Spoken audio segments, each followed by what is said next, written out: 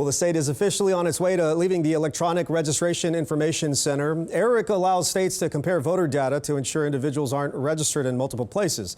26 states are part of the group. Several have left in recent months. Our Charlotte Scott reports. By mid-October, the state will be withdrawn from the Electronic Registration Information Center, or ERIC. It ensures there aren't voters registered in two places at once. Right now, Texas voter data is shared with 26 other states and the District of Columbia. We've got a bunch of elected officials in this state that are placating to the far right and to rumors on social media instead of to the facts around what ERIC is as a tool and how safe and secure and efficient our elections in the state are. Austin Area Representative John Busey, who sits on the House Elections Committee, says it's frustrating to see the state leave ERIC. Texas joined in 2020 to get accurate voter data. While a new law says Texas would need to create its own alternative cross-check program, the Secretary of State's office says, quote, "There is no immediate plan to join another system, but we continue to research options." Representative Busey says he's hearing that Texas could make agreements with individual states to trade voter data. We're going to have to reinvent the wheel because there's not another alternative. Back in April, Republicans also asked questions about rumors ERIC sells and shares data. Andy Hogue with the Travis County GOP says if voters believe this is true, even if it is a conspiracy theory, the state leaving ERIC could make Texans more comfortable casting a ballot. And right now there's a lot of questions, a lot of fears, a lot of unfounded fears. But government needs to make sure that we're not causing more questions to be asked. We need to start answering questions and restoring the public's trust in our election system. In April, Christina Adkins with the Secretary of State's office testified that she's not aware of data sharing. And the executive director of ERIC, Shane Hamlin, said that's misinformation. In a new statement to Spectrum News, Hamlin says, quote, "We will continue our work on behalf of our remaining member states in improving the accuracy of America's voter rolls and increasing access to voter registration for all eligible citizens." Several other states have left ERIC. Because of this, the Secretary of State's office says the yearly dues were going to increase by nearly $60,000. That means Texas would have been paying more for less data. For Capitol Tonight, I'm Charlotte Scott.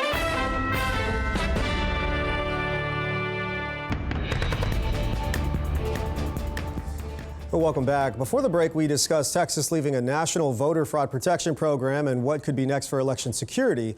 Joining us now to discuss this further is Katya Erisman. She's the Voting Rights Program Manager at Common Cause. Thanks so much for coming in. Yeah, thanks for having me. Why do you think this decision to leave ERIC was ultimately made? Yeah, I think Rep. Busey said it best right before this, that there's a conspiracy theory that's happening across the country where especially red states are using misinformation to allow for them to manipulate and leave our voter rolls unsafe and less secure by leaving a program that even Keith Ingram, who is formerly the Director of Elections in the Texas Secretary of State's office, said was safe and secure and was good for our voter rolls. So, I think it's politically motivated and it's definitely not for the best of election integrity. What is your confidence that voter rolls will be clean before the 2024 primary that's in March? Yeah, I think we just got a quote from the Dallas County judge yesterday that said that there was very little confidence for, election officials or elected officials across the state that our voter rolls will continue to be clean.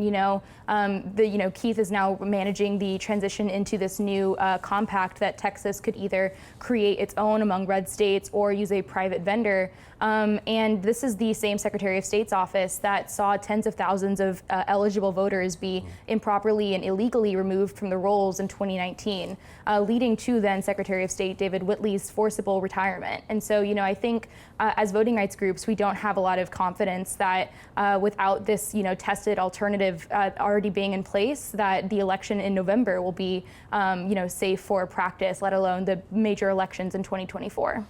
What options do you foresee Republicans pursuing in place of ERIC? You kind of mentioned a few there a second ago.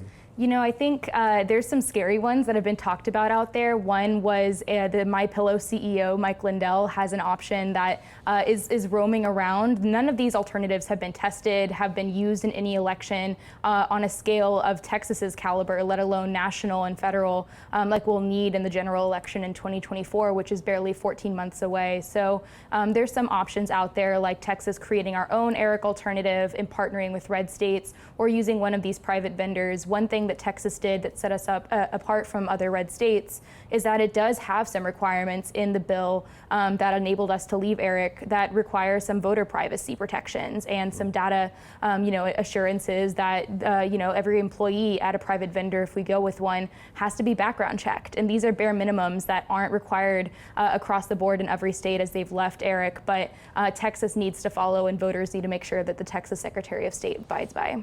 Do you think that voters will be disenfranchised by this change or this move? I think voters should be confident that nonprofits and civil rights groups like Common Cause and others are going to be making sure that we are vigilant of the Texas Secretary of State's transition away from ERIC and into whatever alternative gets in place. There isn't a great track record of Texas in terms of clean voter files, especially when managed through their office. So I think we just need to be vigilant and be making sure that we are not only checking in with our own voter information, but making sure our friends, our families, and our neighbors are registered at their current address as well. I think we're looking at about 30 seconds here. Do you have any idea what other states are doing that have left ERIC? How are they managing their voter rolls? Other states are starting to do a lot of in-house voter list maintenance, but really no state has had a election to test any alternative yet. And some of the red states that are starting to have primaries coming up are looking at some systems that we can potentially use or partner with, but there really has been no alternative that we've seen in any state, let alone the size and scale of Texas. All right, Katya Arisman, Common Cause Texas, thanks again for coming in. Thanks. Thanks for watching our YouTube channel. And for more refreshing stories about your community, click the subscribe button right over here. You can also download our Spectrum News app to get live news coverage, weather alerts, and more wherever you are. And don't forget to tune in to Channel 55 on Dish and DirecTV for live local reporting every single day. We'll see you then.